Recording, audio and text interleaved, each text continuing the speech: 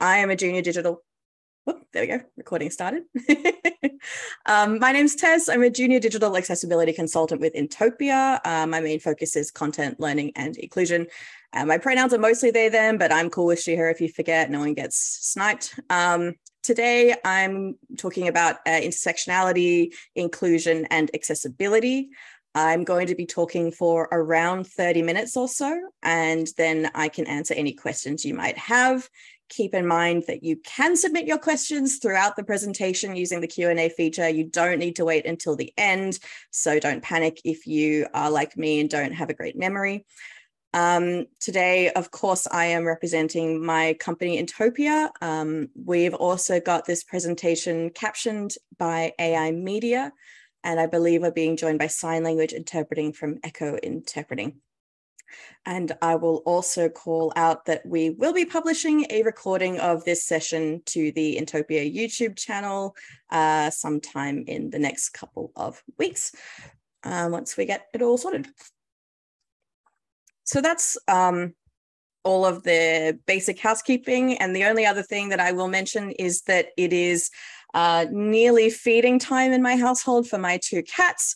So if one of them appears on screen or on audio at any point over the next hour, I do apologize. I run training sessions and often they are kind of like my co-trainers, and I guess they will be my co-presenters today, but fingers crossed that won't happen too much. So let's get started, and I will start by saying Warami. I am on Wongal country in Sydney, Australia, and I would like to acknowledge and thank the Wongal people and pay my respects to their elders past, present, and emerging. Always was, always will be Aboriginal land.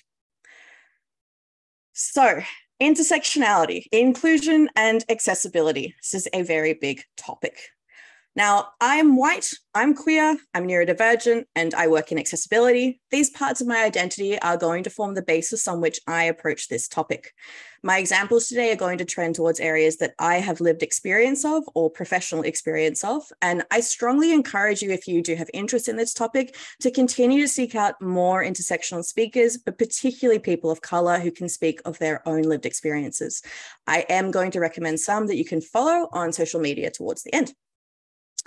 I also want to acknowledge that I will be using person-first language today when speaking about disability, as I am in Australia where this is standard practice. So I'm going to start by talking about intersectionality and its relevance to accessibility. We live in a socially constructed world. Those of us who work in the accessibility space are probably familiar with the social model of disability. The idea that disability is a result of the interaction between a person and their environment. If a person uses a wheelchair and encounters a train station that can only be accessed by stairs, they are disabled by the design of that train station, not by their wheelchair. And we can expand this idea beyond disability. Many kinds of marginalization are also the result of that interaction between a person and the society they live in. Because there are so many ways that this can occur, we have this concept of intersectionality. The term intersectionality was coined by Professor Kimberly Crenshaw to identify the need to account for multiple grounds of identity when considering how the social world is constructed. By multiple grounds of identity, Professor Crenshaw was originally talking about the intersection between racial and gender politics in America on the subject of African American women. Today, intersectionality is used to encompass many more forms of diversity, including ability and sexuality and many, many more. Put simply, marginalized identities do not exist in a vacuum. In fact, they tend to overlap with and interact with each other. And when we're working with one marginalized group, in my case, and probably most of your case, usually people with disability, as we belong to the accessibility community, we're going to witness that intersectionality firsthand. For example, the writer and composer Michaela Moody identifies as disfigured. She has spoken about how she, for a long time, tried to deny the fact that she might be transgender because she felt that she had already used up people's empathy for her as a person with a disability. This caused her significant poor mental health for a decade before she was able to come out. Intersectional influencers, the triple cripples, point out that they rarely see representation of people with disability who aren't white featured in the media. They said that they mainly see people of color with disability in charity campaigns focusing on poverty in colonized nations. And they said the overall message this sends is that white people with disability are humanized and offered understanding and inclusion, while people of color with disability become used as objects of pity. These are just two examples of activists in the disability space speaking about how their intersectional identities affect their lived experiences. Marginalized communities face discrimination every day, and people with multiple marginalized identities are particularly vulnerable. This isn't just a talking point, it is supported by statistics, which of course I have brought with me. For starters, the National Disability Institute in America reports that Black Americans are more likely to have a disability than white Americans in every age group. In Australia, the same is true of Aboriginal and Torres Strait Islander people who experience disability at twice the rate of non-First Nations Australians, as reported by the Australian Institute of Health and Welfare. The Australian Social Policy Association also found that First Nations people with disabilities were 4 times more likely to experience racism in healthcare settings than First Nations people without a disability. Speaking of healthcare, people with disability are also overrepresented in the community of people living with mental illness.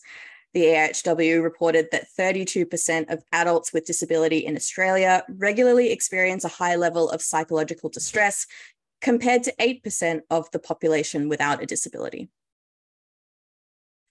The latest Australian census from last year found that LGBTQIA+ people in Australia are twice as likely as the general population to have a disability. They're also more likely to be a carer of someone with a disability. And while we're talking about diverse genders and sexualities, a University of Cambridge study of 600,000 adults in the UK found that neurodiverse and in particular autistic people were up to 5 times more likely to be gender diverse than neurotypical people. There are many other intersectionalities that we might consider in our work. Age, income, socioeconomic status, education, and weight stigma being just a few of them. Now, people who do experience marginalization in more than one form might, like my example of Michaela Moody before, not feel able to disclose their whole identity. No one should ever be forced to out themselves about any part of their identity, be it disability or sexuality or anything else, but we do want to create a safe space where it's okay for them to disclose who they are if they want. For me, working at Intopia, I was able to be open about my gender, my sexuality, my neurodivergence. It's had a positive mental health effect for me, and it helped me connect with other people like me to find resources to assist me and to just have that sense of community. It's been a really wonderful experience. So this brings me to the inclusion part of today. Essentially, what can you do to create that safe environment for marginalized intersectional identities? One place that I like to start is with inclusive language, but I often hear the question, it's just words, why does it matter? Especially if the person isn't even present that you're speaking about. Well, I would respond that language is one of the main tools we use to create and reinforce our society's beliefs, biases, and power structures. The words that we commonly use carry a lot of power in defining what we think of as the neutral default and what becomes the other. For example, I often hear white people relate a story about a stranger by calling out their race as an identifying feature. They might say something like, I saw an Asian man at the shops today, or I saw a Latino man. But if they were telling the same kind of story, the identical story about a white person, they'd probably just say, I saw a man at the shops. This kind of language positions white as the default and everyone else as the other. And we also encounter it in gender, in ability, in sexuality, many, many forms of diversity. We even see it with the word diversity itself, which can be a great word, but can also be used to position people on the outside. For example, in the awful phrase, diversity hire. Because of the power of language, using inclusive language is an important start to recognizing and normalizing diversity. Once you start thinking about language, you'll start noticing other things too. It's a bit like taking the red pill in the Matrix. It can seem like an overwhelming task to overhaul your vocabulary, but nobody expects you to swallow a dictionary overnight. There are plenty of resources online to help you learn. For example, Google's All-In Guide is a really impressive resource and a great jumping off point. Fear of saying the wrong thing is a huge factor in why people instead choose to avoid including people with marginalized identities, but avoidance doesn't help. Here's the thing, we are a bit like horses. We can smell your fear. You would probably be surprised how obvious it is to us when you're mid-sentence and you're desperately rewording what you were saying to avoid using a term you're scared to mess up in front of us. This can have dire consequences when people with diverse identities miss out on jobs, usability studies, and representation because the people in charge are afraid of making a mistake. This occurs not just outside of these communities, but even inside of them. For example, a 2018 La Trobe report noted that LGBTQIA+ people in Australia with disabilities experience discrimination and exclusion from within the LGBTQIA+ community, not just from outside of it. And the more you avoid, the less practice you get. So the more likely you are to make a mistake when you end up in a situation that you can't avoid. Once you start getting your head around inclusive language, you'll need to keep practicing for it to become effortless. It's really important to keep this up, even when you're not around the people you might be speaking about, even when it is just your internal monologue. If the minute the person it's about is not listening, you drop the correct language, you're not actually going to make it easier for yourself in the long run because you're not reinforcing the right behavior. It's a bit like training a dog to stay off the furniture. If every time you give in, you let them up there, you're basically resetting yourself and your dog to square one. And you're also making it that much more likely that you'll say the wrong thing in the presence of someone it might genuinely hurt if you aren't practicing it even when they're not there. Now, if you're not sure about someone's identity or the terms they use and you don't have the opportunity to ask, you can just default to neutral. This actually takes a little effort to get used to because of how our brains work. Human brains are, generally speaking, built to look for patterns. So they have a tendency to apply categories to things, even when we don't have all the details based on the cues that we pick up. That's why when I show you a photo of a dog, another dog wearing a blue collar, you might have already started referring to this dog as he in your brain. Dogs are coded masculine, as is the color blue. So we look at this lovely golden retriever wearing a blue collar and we make an assumption that this is a boy. But we don't actually know this dog's gender. So it would be better to refer to them as a them until we do. Now, this example is a little bit silly because I don't think a dog is going to care if you misgender it, and I'm not the kind of person that's going to get mad if you do. But this is the kind of assumption that can cause real issues for people, and I'll explain why. Something very similar often happens to me on the phone when I'm speaking to customer service or receptionists, people I don't know. If they ask me about my partner or if I say something about my partner, they'll immediately start saying he and him. This happens to me all the time. And it's not correct. My partner is a woman, her pronouns are she, her. But these people have made an assumption based on an unconscious bias that they're probably talking to a straight person. And the result of that is that it immediately puts me on edge because they didn't stop to consider that I might be queer, which means they might not treat me kindly if they find out that I am. Those people on the other end of the phone could be perfectly lovely, but I don't know that. And they've now given me the reason to err on the side of caution for my own safety. So all of this goes on because of a choice that they made based on an incorrect assumption that they probably didn't even give two thoughts about. This is why it's so important to not make assumptions about who you're speaking with. So many aspects of our identity are invisible. Many forms of disability or neurodivergence or mental health cannot be seen at a glance. This goes too for people's gender, their sexuality, even their ethnicity. I would not expect a person on the phone to guess that I'm in a queer relationship based on the sound of my voice. They don't have to, though. If they had continued to just refer to my partner as a they, them, instead of trying to guess my partner's gender, I'd feel much more comfortable speaking to them. Unfortunately, we make all kinds of assumptions in our daily interactions. All of us do, sometimes even about things that might never have occurred to us to be harmful in the first place. One example I often encounter is actually on the subject of diet talk. It's pretty common in a lot of social circles, particularly in female social circles. A friend of mine is in recovery from an eating disorder, and she doesn't want to hear about weight loss because it's really triggering for her. But she works somewhere where diet chatter is common lunch talk because it's just a socially accepted thing. And it's really hard for her because she often has to excuse herself from social situations to get away from the triggering language. The assumption her colleagues are making is that, oh no, I'm sorry, cat jumped on my mouse. The assumption that her colleagues are making is that no one around them is going to have an eating disorder nearby, and they probably don't even realize they're making that assumption. And that's the problem with unconscious bias.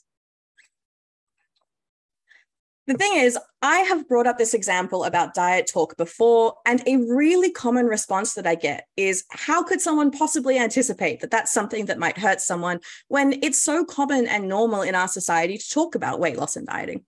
And I completely get that. A lot of potentially hurtful practices are unfortunately normal, but that doesn't make them right. It takes a lot of work to identify these unconscious biases, to identify these things that could harm somebody. For example, the idea that everyone is straight, or that everyone can walk, or that everyone wants to lose weight. It takes even more work to then remove them from how you move through the world, to remove them from your language and from the people you choose to associate with necessarily, to remove them from the media you consume or from the people you recruit. There's a lot to do and there's a lot to learn, but it is possible and it is totally worth it. And the great thing is, you're not alone on this journey. We are lucky enough to live in the age of the internet, which for many of us means that our access to resources is unprecedented. Whether you like to read or listen or watch, there's something out there for you to help broaden your understanding of diverse and intersectional experiences beyond your own experiences. And as you learn, you might consider turning that knowledge you collect into your own shareable resource.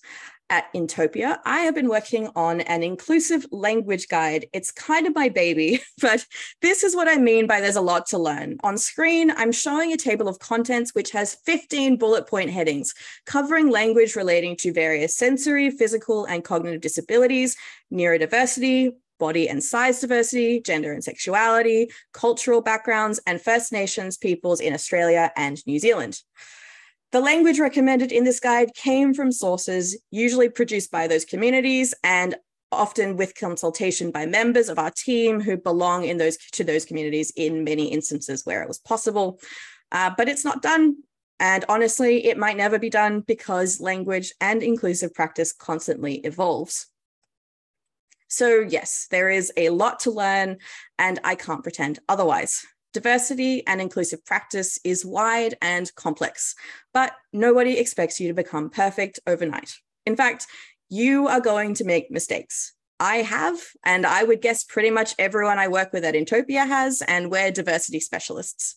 What matters is that you're trying, because the more you try, the more you're going to get it right. Mistakes do happen, and you do need to be prepared for them when, not if, it happens to you. But to be honest, it is rarely a big deal. Like I mentioned, pretty much everyone I've ever spoken to about this not only has made a big mistake, but will quite happily volunteer to tell you all about it while laughing at themselves. And their stories consistently show the graciousness and understanding of the people that they made the mistake about too. Usually, recognizing your error, offering an apology, and moving on goes a really long way. It shows the person that you do take this seriously and that you didn't intend to cause hurt.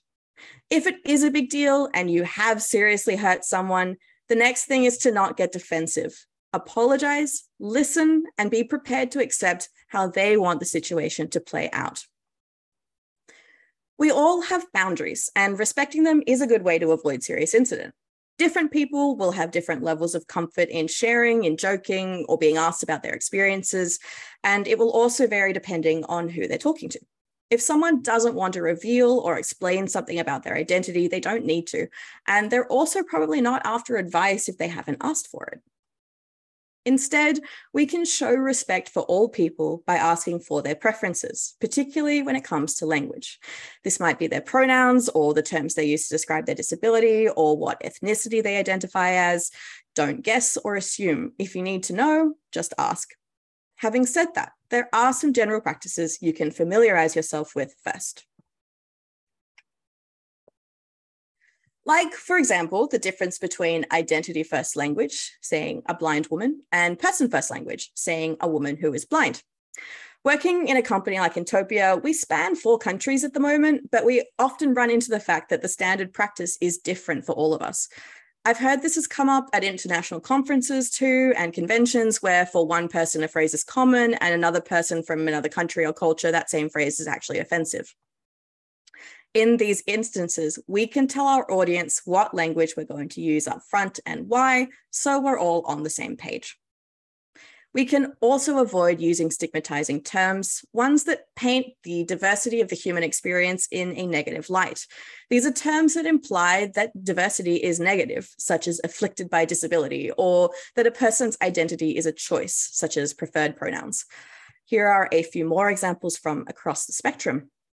We can start with disabled facility. This is something you may be familiar with, but we don't use the phrase disabled bathroom or disabled parking anymore.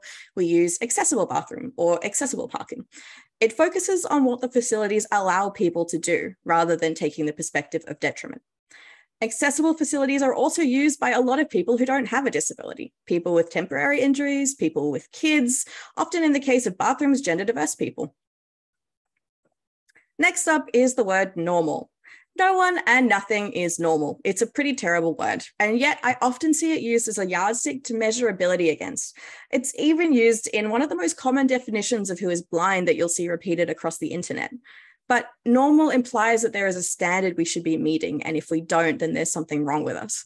This just isn't true. Diversity is normal. If we're trying to talk about a large group of people sharing a commonly occurring quality, then there are words we can replace it with, like typical or expected or commonly occurring, and get the same result. Next one is using he or she when we don't know someone's gender. In English, we have a perfectly good pronoun set for someone we don't know the gender of. They, their, and them. I have already addressed this. You've been using these pronouns all your life, whether you realize it or not. Imagine you pick up a wallet at the park. You might say, someone left their wallet here. Notice the there in that sentence. That's the singular they, them. So let's lose the phrase he or she from our vocabulary and stop applying binary gender unnecessarily. I do want to flag a content warning on this one for ableist slurs. This is a group of stigmatizing words like crazy or nuts and other terms that deride mental illness or disability. You may have caught some of the recent controversy around several artists using an ableist slur in their song lyrics recently. These were big artists working with huge production teams, and yet somehow no one picked this up. I did say mistakes were going to happen, but these ones that could have been avoided given the level of money we're talking about. If a word has negative implications and can be associated with a specific community, it's a pretty good idea to check out how that community feels about the word and who has permission to use it, preferably by doing your own research, not by walking up to someone and trying it out. But you know what's easier? Just pick something else, like in this instance, wild or ridiculous.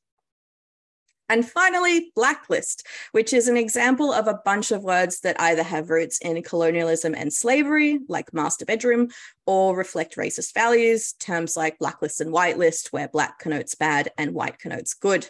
We are trying to move away from that in language, and other problematic terms such as master slave in programming, which is now being referred to as parent-child, which I think is adorable. Replacing words like this can go a surprisingly long way towards removing unconscious biases in our society. What we hear and see is what we come to expect. So if we associate marginalized groups with negative terms in our common language, then we encourage that expectation of the groups in our audiences too. Instead, we want to extend positivity and diversity to the kinds of examples we use. Whether you're making a media campaign or just writing examples for a learning module, using diverse names, images, and pronouns actually makes people feel good. It makes them feel seen, and it can send a powerful message about who is and isn't expected to be part of the audience. If you recall for a second, the example I mentioned earlier from the Triple Cripples about when they see people of color with disability on TV in poverty campaigns and the message that sends people who might have a disability in our society. In 2016, activist Felissa Thompson even created the Twitter hashtag #DisabilityTooWhite to bring awareness to this phenomenon. One example from the hashtag is from deafblind lawyer and activist Haben Girma, who pointed out that the popular Netflix documentary series Deaf You, a show that had significant viewership and for some people was likely their first and maybe only exposure to the deaf community, had no deaf Black women, no multiply disabled people, or deafblind students. Often the examples in the media are guilty of tokenism. Each character is allowed to be one deviation from, quote unquote, the norm. Even in shows that are applauded for their diverse ensemble, you might end up with a character who is Black, a character who is gay, a character who is disabled, but we rarely get a character who is two or more of those things. This just isn't reflective of the reality of marginalized communities, as we saw in my statistics up front. When we don't see our whole selves reflected in our society and culture, we feel alienated and alone. Representation and visibility doesn't just help people from outside marginalized communities understand the experiences and perspectives of those communities, it is beneficial to the people in those communities. Using diverse examples is one way we can signal allyship. Signaling allyship helps marginalized people know that you are someone who will be empathetic to their needs and experiences. For example, Slack, which is the platform we use at Intopia, has two features that you can use to do this. And if you use a similar platform, it's worth investigating what they offer. The first is that you can add your pronouns, even if you're cisgender, somebody whose gender and sex align. This is a pretty common practice online these days. It usually signals to people of diverse genders that you're more likely to respect their pronouns and identity. As a queer person, when I see pronouns on someone's bio, I immediately feel quite safe in their presence, and I expect that they're not going to be someone I need to be careful around. Just don't ever call someone out for not doing it. They may not want to out themselves or be forced to misgender themselves if they're not out. The other thing you can do is add your name pronunciation, even if you have what you feel to be a common name. For starters, it may not be common or easy to pronounce to people from other cultures. And second, a bit like normalizing pronouns, it means people who do get asked how to pronounce their name a lot aren't being singled out and othered by this practice. My final note for this section is one you're already doing. Listen to a variety of voices when they talk to you about their experiences as marginalized identities. It takes a lot of courage for people to speak out. In some instances, it even paints a target on their back for online harassment or workplace discrimination. Despite this, there are many brave advocates willing to help others learn by speaking about their experiences. Hearing from people about the issues that directly affect them is the best way to learn. And doing this will help you to decenter yourself, to remove yourself and your privilege from the spotlight. Many allies mean well, but their guilt or their ego get in the way of effective allyship. We are all complex beings with complex feelings, and that is okay. But when those feelings influence how you show your allyship, it can harm more than help. Practicing decentering means removing your feelings from the equation. It's not about seeking reassurance or praise or forgiveness from marginalized people. Good allies use their privilege as a tool to help marginalized people because it's the right thing to do. This brings me to part 3 of my talk today, accessibility, and what I mean by that in the context of inclusion. In the world of digital accessibility, we are always thinking about how we give people with diverse abilities equitable access to digital spaces and resources. But I'm going to show you how a failure to recognize diversity can also break accessibility for some people. Because I cannot cover the entire spectrum of intersectional identities in one webinar, and because I want to speak authentically of my own experiences, I'd like to walk you through some examples about gender diversity. And as an internet user, it is apparent to me how little gender diversity gets considered in a lot of user design. Now, I'm not just talking about gender because it's relevant to myself, but it's also extremely relevant to our practice as a company. I'll remind you of my statistic before about the incidence of gender diversity among the neurodivergent, of which I myself am fabulous proof. And it's not just about your colleagues, but your clients. We do user testing with people with disability, including people who are neurodivergent, and we do have many gender diverse people in our database. In fact, while roughly 1 in 5 Australians have a disability, for LGBTQIA+ people, that figure is more than twice that. So when we're talking about people with disability, there is a huge intersection with the LGBTQIA+ community. So with that in mind, let's get into our examples and break some forms. To start off, I'm going to ask a question, a rhetorical question. How many sexes are there legally in Australia? A lot of people aren't aware that the answer to this isn't 2, it's actually 3. These are male, female, and intersex, which is also legally referred to as indeterminate or some variation of not specified. Many other countries also have this option as well, particularly in the West. This third option would have an X on their passport and other legal documents. Sex is not your gender identity. It refers to the sex you are assigned at birth based on your observed biological makeup. This makeup includes your sex characteristics, your chromosomes, and your hormones. This is different, though related to your gender, which is an identity experience based on the interaction of your sex, your self-perception, and your socialization. The Australian government recommends that in order to accurately reflect a person's identity and social footprint, their gender, not their sex, is the preferred information to be collected. Now, I'm using the Australian government guidelines because I think they're good, and this goes for everybody in or outside of Australia, in or outside of government work. I just think this is a good basis to go off. So there are times, however, when sex is the right question. Usually it's in a medical or legal setting. Which brings me to horrible form number 1. I actually encountered this in the wild at a government-run COVID test facility while I was waiting for a COVID test that later came back positive. So it was not a good day. This form is a simple set of 2 radio buttons, one marked male and one marked female, under the heading of gender as recorded with Medicare. So Medicare, for those of you who are not Australian, is our universal health platform. The first thing this form has gotten wrong is that they're asking for your sex, which is the thing that Medicare records, but they've labeled the question as gender. The second thing they've gotten wrong is that they haven't actually included all of the legal sex options. Somebody of indeterminate sex, as recorded with Medicare, could not complete this form. So by getting this wrong, they've unfortunately broken their form for intersex people across Australia, which is an estimated 1% of the population.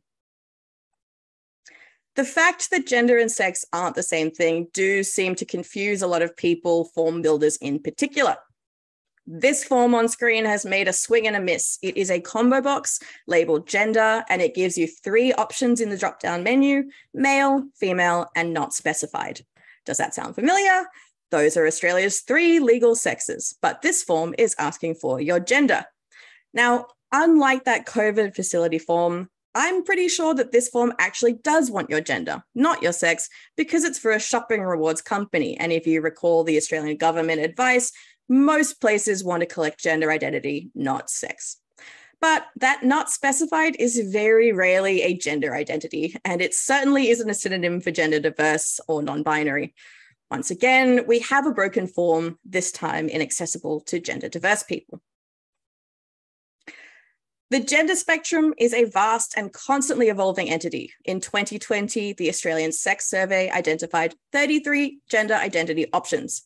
Now, I am aware that having to search a 33-item drop-down menu on every sign-up form is neither practical nor easily accessible.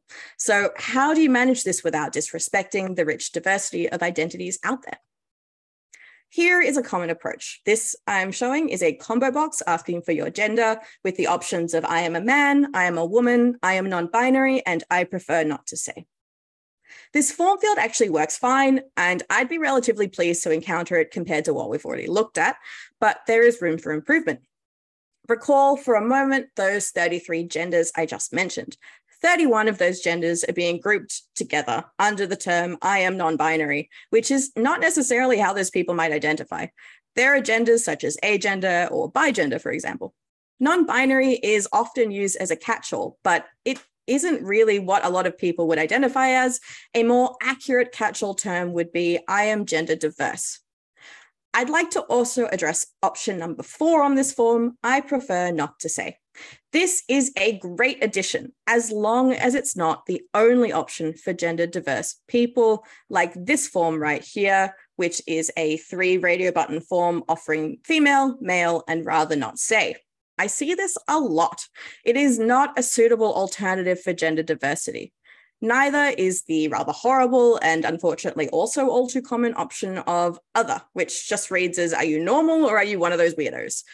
Other is acceptable if it comes with a space to elaborate, but if it doesn't, it carries a very real risk of making a user feel quite literally othered.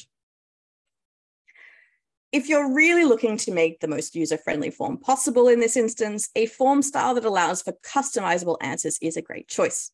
Facebook have done an amazing job with their gender-related form questions. Users are offered the choice of male, female, or custom, and when you activate custom, it presents them with a drop-down list of alphabetical suggestions that changes as you type to suggest things in line with what you're typing. So on screen, for example, sorry, cat just forwarded my slides. On screen, I've typed non, N-O-N, and it's offering me the options of non-binary, none, or gender non-conforming. That's pretty cool. Not only does it allow you to have multiple genders selected, they've also included the ability to separately choose your pronouns. Something many people are still learning is that gender doesn't actually always equate to a set of pronouns. So assigning pronouns to a person based on their selected gender just isn't going to work for everybody. At the end of all this, I'd like to also stop and ask, exactly why are you asking for someone's gender? Maybe you're capturing data on your user demographics or you're tailoring user results based on gender. That's cool. But if you don't have a reason tied to actual practice, that is to say, if the data is going nowhere, then scrap it as a question. Simply having a reason, though, isn't good enough either. Interrogate that reasoning. If you're working with someone, for example, and you want to know how to refer to them, maybe asking for their pronouns might be a better option than asking for their gender. Go beyond, it's always been done this way, and ask, can this be done better? For example, here are some cool examples from the world of online fashion retail. Both forms on screen are asking me what product I'm mostly interested in, women's wear or menswear. The reality is not all women exclusively shop in the women's section, and the same goes for men. So beyond gender diverse people, this is actually useful for pretty much everybody. Body shapes and tastes vary regardless of gender. People might be shopping on behalf of someone else, and there's that pesky unfortunate truth that menswear clothing is often better quality fabric for the same price. This is form meets function. Pun intended. Unnecessary gender questions are gone, replaced by a categorization method that will improve the user's experience based on their actual needs, not their assumed ones. A final point on this subject. These forms are not inherently broken from an accessibility perspective. Some pass all the necessary web content accessibility guidelines to be considered accessible, but they are not accessible to all identities, many of whom will also have disabilities. I've been specifically talking about faulty assumptions around gender, but there are so many reasons and areas where similar barriers might crop up based on other faulty assumptions and biases around other parts of people's identities.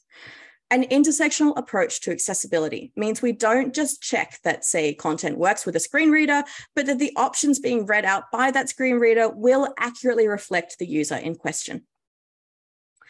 As I reach the end of this webinar, one last note.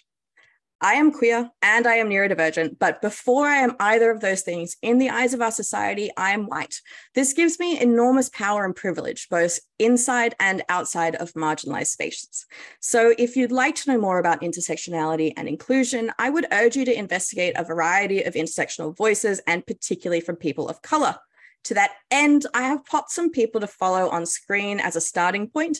Their names are Annie Sagara, Imani Barbarin, Alice Wong on Twitter, and on Instagram, Carly Finlay, who is Australian. The first three are American. So that brings me to the end of our webinar. Thank you again to Echo Interpreting and AI Media for their work today. And I believe I'll now be doing a bit of Q&A if we do have any questions. And I've also noted the chat popping off, so I get to actually finally look at that, which is very good.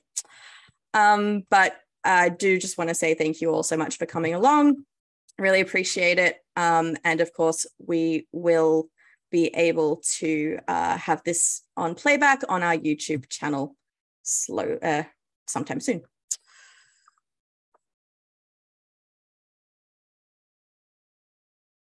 Okay. I do have a question here. Let's see. Do you have examples of public figures who have done well when made aware of their mistakes in this space?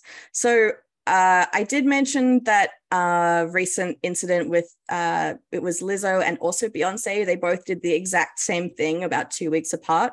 And both of them made a really amazing effort to address that mistake. Both of them listened to the criticism, really quickly re-recorded and re-released the songs, having gotten rid of the poor term. So I think that's really fantastic what both of them did. They obviously, I think both of them work with really big songwriting teams. So honestly, as individuals, they're probably not necessarily across all of that stuff. But they did a really fantastic thing as an ally of listening, not getting defensive, not pushing back. They just said, good point, thank you, I'll fix it. And I think that's really the best that anybody can hope for, is having your concerns be listened to and met. So that was pretty fantastic. I'm trying to think of if there's any other public figures I can think of that have done well with this stuff, but unfortunately jumping to mind is all the times people just get really defensive about this stuff.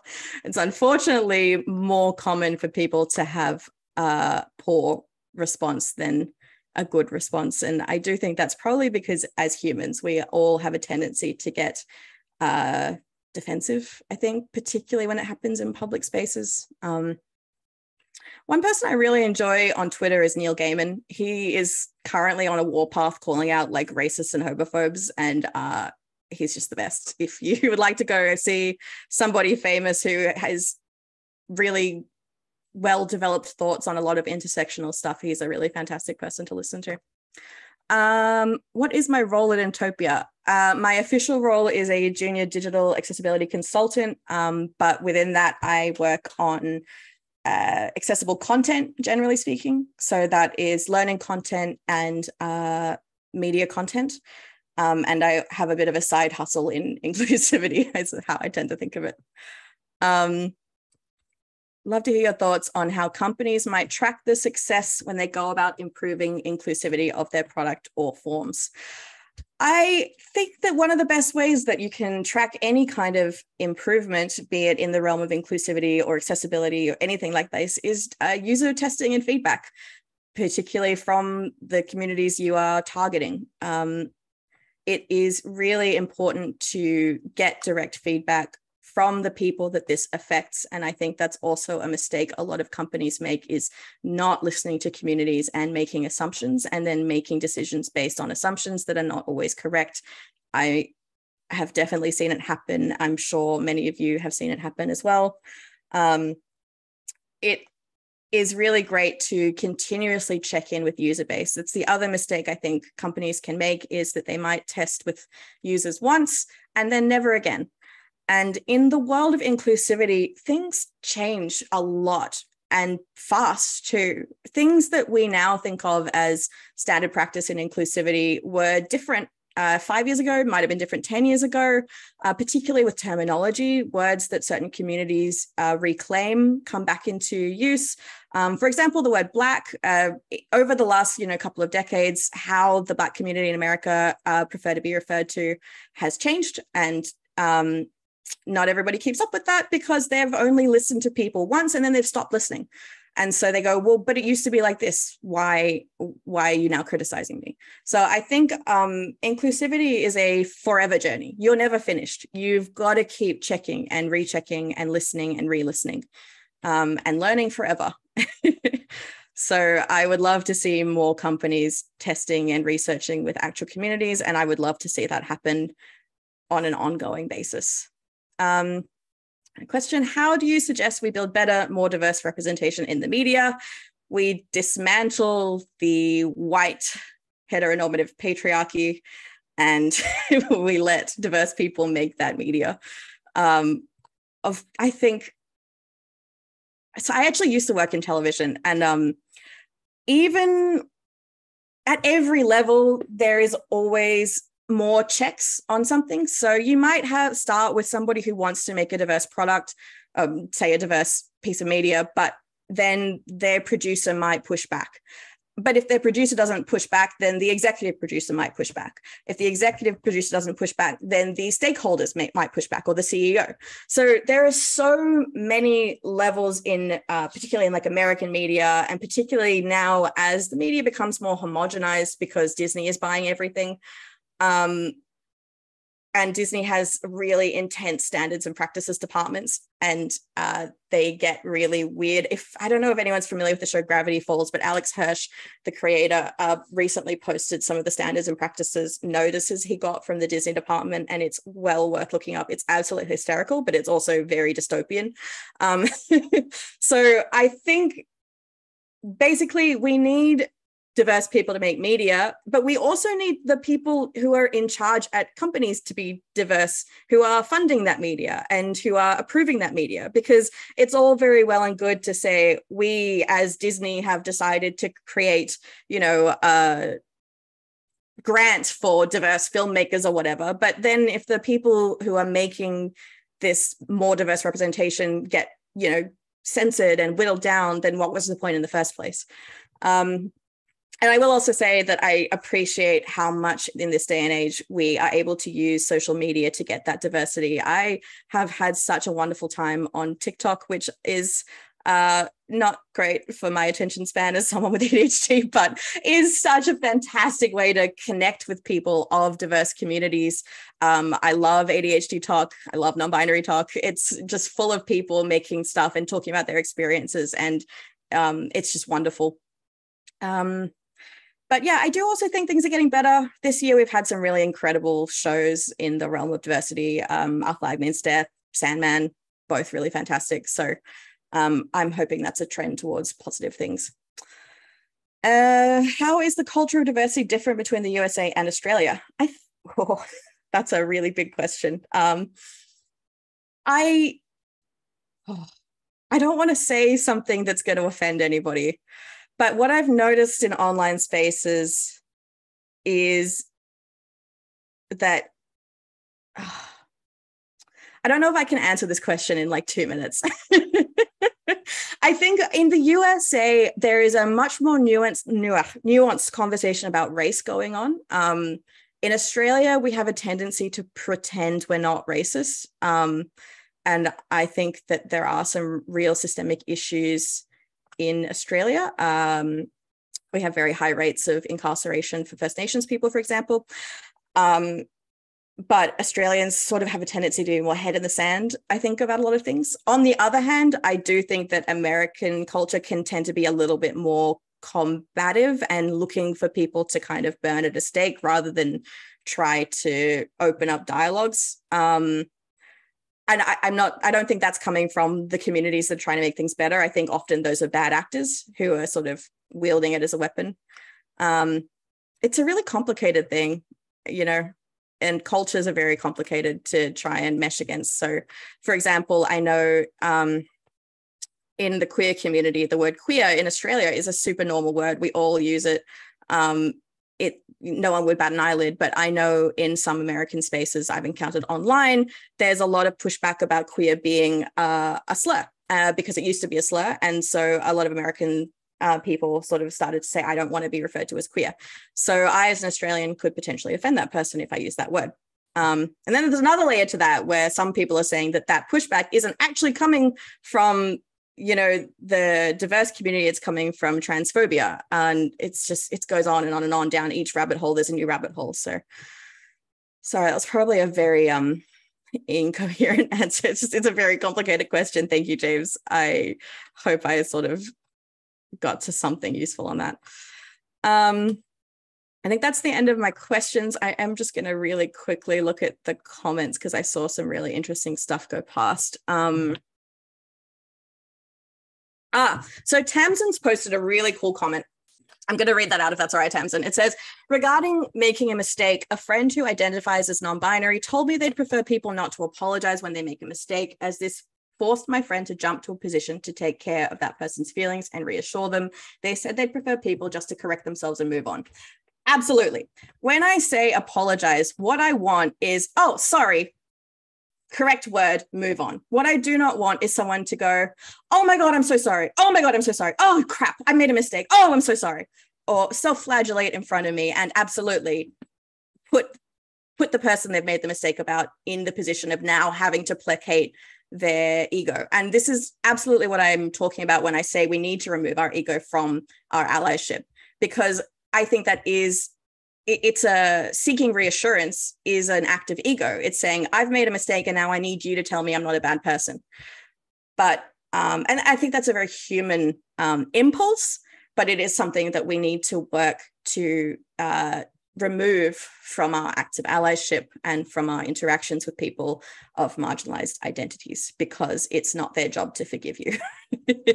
It's your job to do to get it right. And that's sort of taking the responsibility, I think, off them. It's honestly, it's very exhausting moving through life as a person with a marginalized community. And you are constantly on edge of where the next disrespect, I guess, at least, or attack at worst, is going to come from.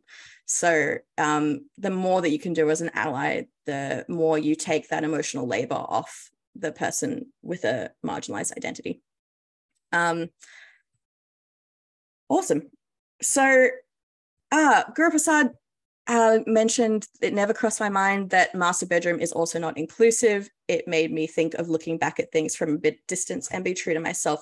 Yeah, it's wild when you get into it, how many terms we use might be problematic, and really interesting conversations are happening in that space, and it's always kind of updating and changing. And honestly, I actually learned about that term from the Twitter of Bobby Burke from Queer Eye. So it's funny, you learn from all kinds of areas, but that's who called that one out to me. So can't wait to find out what other fantastic things our language is going to be doing in the future. Actually, to that end, James has asked, when will your language guide be out?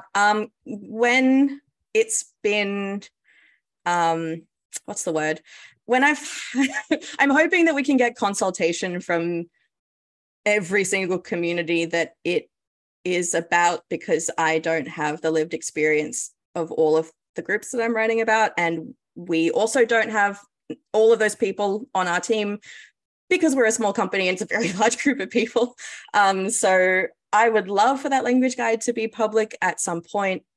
That's a work in progress. But I think consultation with diverse groups is a really, really important part of getting stuff right. So we will need to do more of that before this resource can be made public, I would say. Cool. But I've got more than one request about that.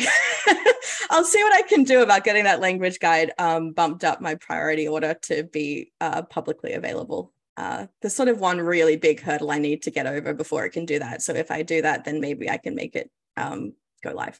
I'll talk to people about that. Cool. All right. Well, it's 1:55. So I think that's the end of our questions and comments. And I think that is probably it. And I'd also like to sincerely apologize to our captions and interpreters for how fast I speak. You did a great job. Cool. Thank you all so much.